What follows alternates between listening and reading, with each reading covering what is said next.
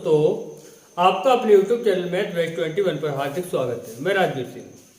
आज फिर मैं आपके लिए अनुपात और समानुपात के कुछ बहुत ही महत्वपूर्ण क्वेश्चन लेकर आया हूं।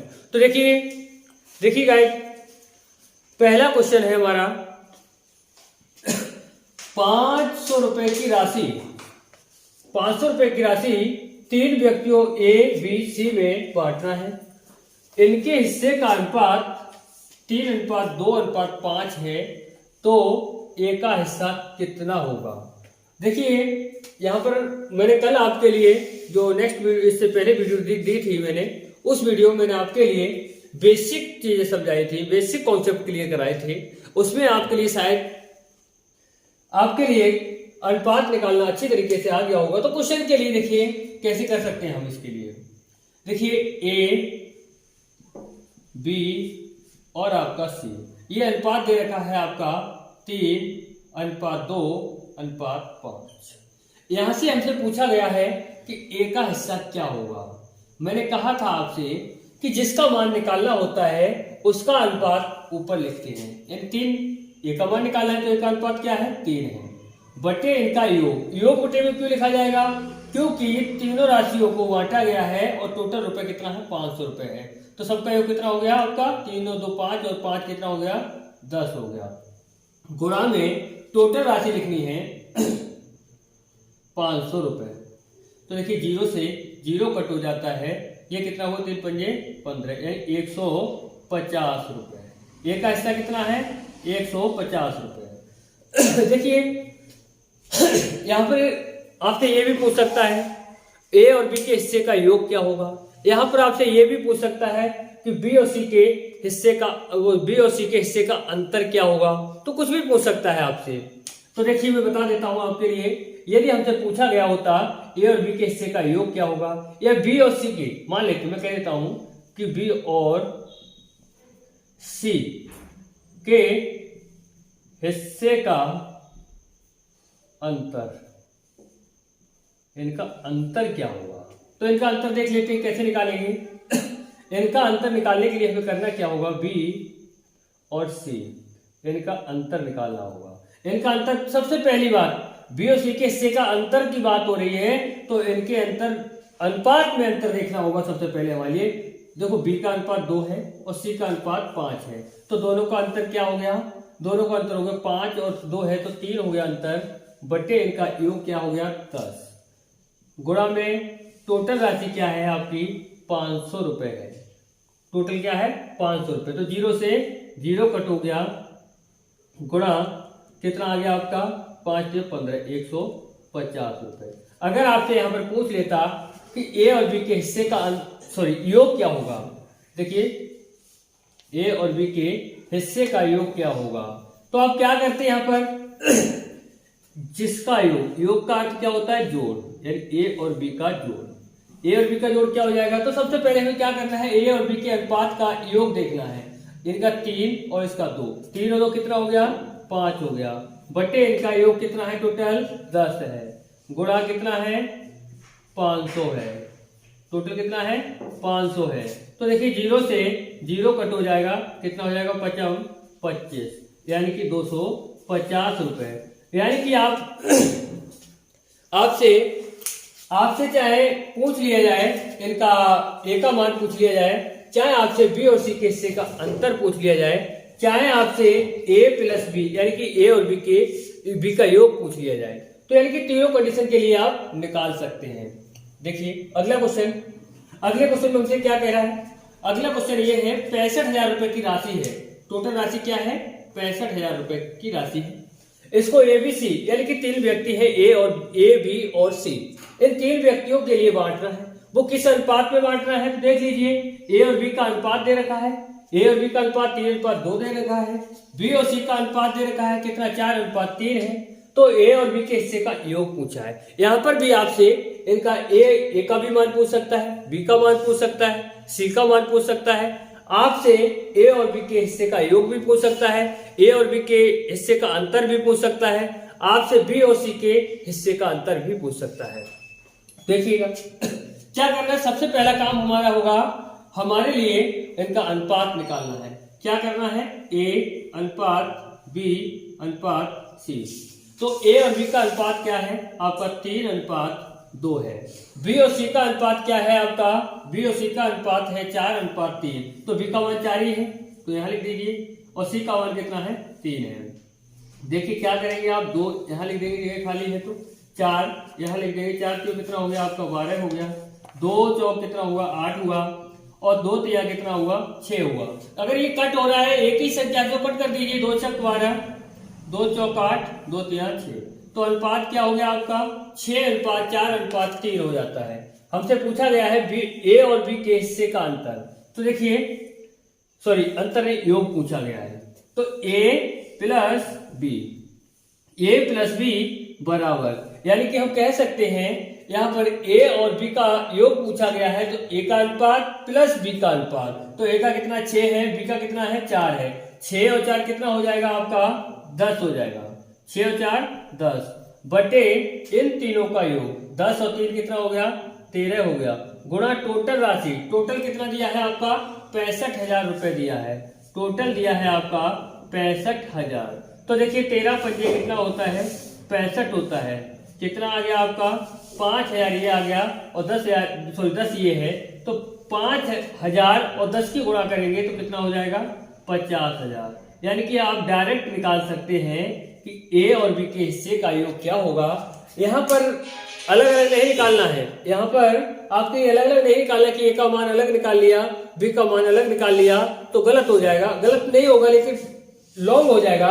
यहाँ पर डायरेक्ट निकालना है आपके लिए। योग पूछा है तो योग निकालना है डायरेक्ट, अंतर पूछा है तो अंतर निकालना है डायरेक्ट, जो भी पूछा है डायरेक्ट निकाल। देखिए अगले क्वेश्चन में हमसे क्या कहा गया है, अगले क्वेश्चन में कहा गया है कि 42,000 रुपए की राशि है, ए बी सी डी में इसी प्रकार बांटा जाता है कि ए और ए अनुपात बी का अनुपात 2:1 है, बी अनुपात सी का अनुपात 1:3 हो, सी अनुपात डी का अनुपात 2:3 हो।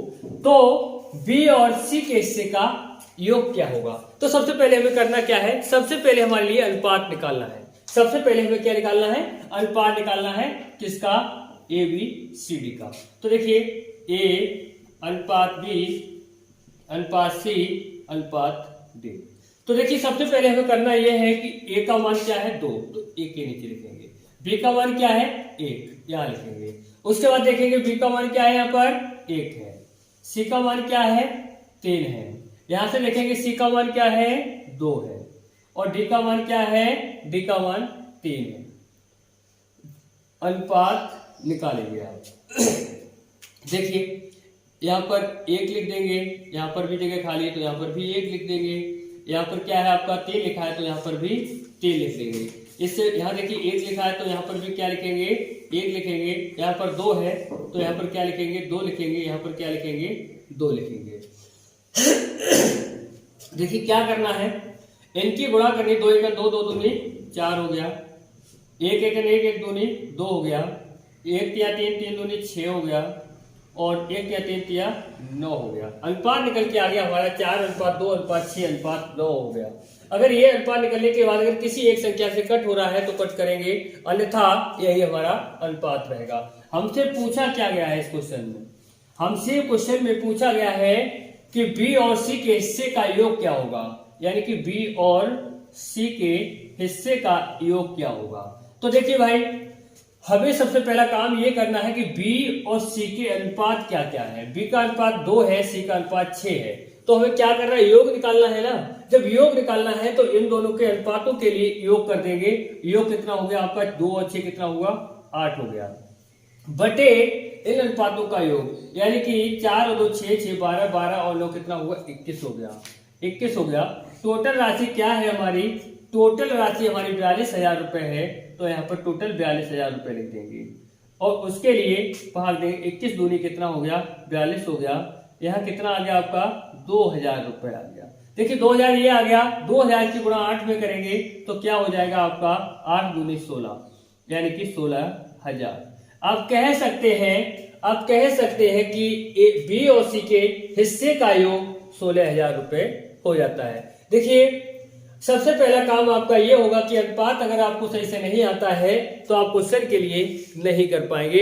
तो इसके लिए आपको करना ये है कि हमारी पिछली वीडियो जो दी गई है उस वीडियो में आपके लिए बेसिक कॉन्सेप्ट यानी कि अनुपात सही से निकालने के लिए सिखाया गया है। तो आप पिछली वीडियो के लिए देखेंगे और उससे आप सीख लेंगे कि आपके लिए अनुपात कैसे निकालना है। देखिए अगले क्वेश्चन में, हाँ सॉरी, यहाँ पर आपसे पूछ सकता था कि बी और सी के हिस्से का अंतर क्या होगा, आपसे पूछ सकता था सी और डी के हिस्से का अंतर क्या होगा, कुछ किसी का भी अंतर पूछ सकता था। आसानी से डायरेक्ट एक ही बार में निकाल सकते थे।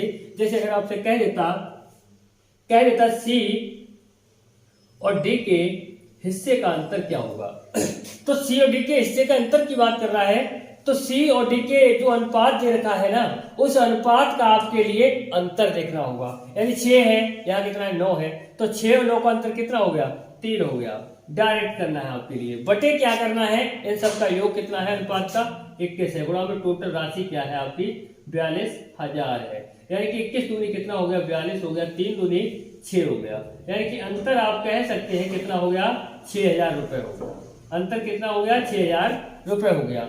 देखिए ऐसा नहीं करना है कि बी का मान अलग से निकालना है और सी का मान अलग निकालना है, उसके बाद में हम क्या करेंगे अंतर देखेंगे। ऐसा नहीं करना है कि आप डायरेक्ट क्वेश्चन डायरेक्ट आंसर बता सकते हैं कि सी और डी का अंतर पूछा है तो डायरेक्ट निकाल सकते हैं। अंतर ऊपर लिखेंगे, बटे में उनका योग, गुणा में टोटल राशि लिख देंगे। ऐसे ही योग पूछा है तो डायरेक्ट बता सकते हैं, किसी एक का भी मान पूछा है तो उसको भी डायरेक्ट बता सकते हैं। मैं आपको पहले ही बता चुका हूं कि आपसे जिसका मान पूछा जाता है उसका अनुपात यानी उसका मान हमेशा ऊपर लिखा जाता है, बटे में उनका योग। अगर योग दिया है तो बटे में योग लिखा जाएगा, और गुणनफल दिया है तो बटे में गुणनफल लिखा जाएगा, अंतर दिया है तो बटे में अंतर लिखा जाएगा। देखिए गाइस अगला क्वेश्चन देखते हैं। अगले क्वेश्चन में क्या कहा गया है, अगले क्वेश्चन में कहा गया है 25 सेंटीमीटर और 1 मीटर का अनुपात क्या होगा। 25 सेंटीमीटर और 1 मीटर का अनुपात क्या होगा। तो देखिए सबसे पहली बात यह है कि हमारे लिए सजातीय बनाना होता है, यानी कि एक रूप में लेके आएंगे। जब तक हम एक रूप में लेकर नहीं आएंगे तब तक हम क्वेश्चन का आंसर एक्यूरेट यानी कि सही निकाल नहीं सकते हैं। तो हमें करना क्या है, ये सेंटीमीटर में है, ये मीटर में है, या तो इसके लिए मीटर में चेंज कर दो या इस मीटर के लिए सेंटीमीटर में चेंज कर दो। आप सभी जानते हैं कि 1 मीटर बराबर कितने सेंटीमीटर होता है, 100 सेंटीमीटर होता है 100 सेंटीमीटर होता है। तो हम क्या करेंगे, जो पहले है 25 सेंटीमीटर अनुपात 1 मीटर के स्थान पर हम क्या लिखेंगे 100 सेंटीमीटर। 100 सेंटीमीटर क्यों लिखा 100 सेंटीमीटर, हमने इसीलिए लिखा 100 सेंटीमीटर क्योंकि ये सेंटीमीटर में है तो इसको भी 1 मीटर के लिए भी सेंटीमीटर में चेंज कर दिया। यानी कि 25 एकड़ 25 और 25 चौक 100, यानी कि 1:4 आपका उत्तर हो जाएगा। देखिए अगले क्वेश्चन में हमसे क्या कहा गया है, अगले क्वेश्चन में हमसे कहा गया है कि यदि a का 30% बराबर b का 20% हो तो a अनुपात b का मान यानी a अनुपात b के बराबर क्या होगा, यानी a अनुपात b का मान क्या होगा। तो देखिए गाइस हमें करना क्या है, आपने पढ़ा होगा सरलीकरण में सिंप्लीफिकेशन में पढ़ा होगा कि का अर्थ होता क्या है। का अर्थ आप सभी जानते क्या होता है, गुणा होता है। का अर्थ क्या होता है, गुणा होता है। का अर्थ गुणा होता है, का अर्थ गुणा होता है। तो यहाँ भी गुणा हो गया आपका, यहाँ भी आपका गुणा हो जाता है। तो आप क्या करेंगे, a गुणा 30% बराबर b गुणा 20%। देखिए भाई a अनुपात b निकालना है तो a के लिए आप यही रहने देंगे, बटे में यहाँ गुणा में है b, तो b जब इधर आएगा तो एक आपका बटे में आ जाएगा बराबर। ये आपका 20% है, इधर बट ये 30% बराबर के इधर जाएगा तो ये बटे में जाएगा 30%। देखिए प्रतिशत से प्रतिशत कट हो जाएगा, 0 से 0 कट हो जाएगा, आपका क्या आ जाएगा, a का मान 2 हो जाएगा, b का मान 3 हो जाएगा। तो आप कह सकते हैं यहाँ पर कि a अनुपात b बराबर 2:3। क्यों, क्योंकि a का मान पहले दिया है तो a का मान पहले, b का मान बाद में दिया है तो b का मान बाद में, यानी कि a अनुपात b का अनुपात हो जाएगा 2:3 हो जाएगा।